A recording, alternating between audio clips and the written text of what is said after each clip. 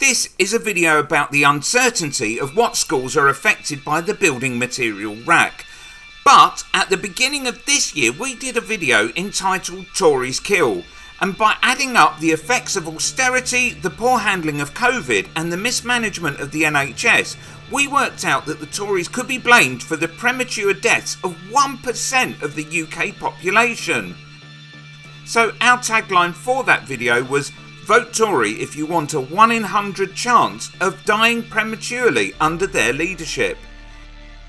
So with that in mind, and not knowing the complete picture of how many schools are affected... Well, I don't think we can be confident we know the full picture, and that's the trouble. That's why this week in Parliament we want to force a vote to get the government to release the full list of all of the schools affected, and also to be clear about the timescale around this and why we haven't seen action sooner.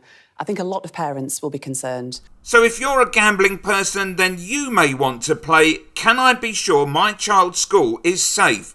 Well, new information came to light relatively recently, and it's important that once it had that the government acted on it as swiftly as possible. Of course, I know the timing is frustrating, but I want to give people a sense of the scale of what we're grappling with here.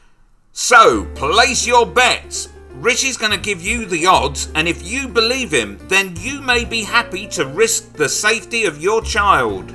There are around 22,000 schools in England, and the important thing to know is we expect that 95% of those schools won't be impacted by this. Around 50 schools have already been mitigated, another 100 are in the process of being so, and our expectation is in a matter of weeks the bulk of the remaining schools that will have this issue will be identified as well. Also important context to know that in many cases this could be limited to a single classroom, for example, so people should have a sense of the scale of what might be happening as well.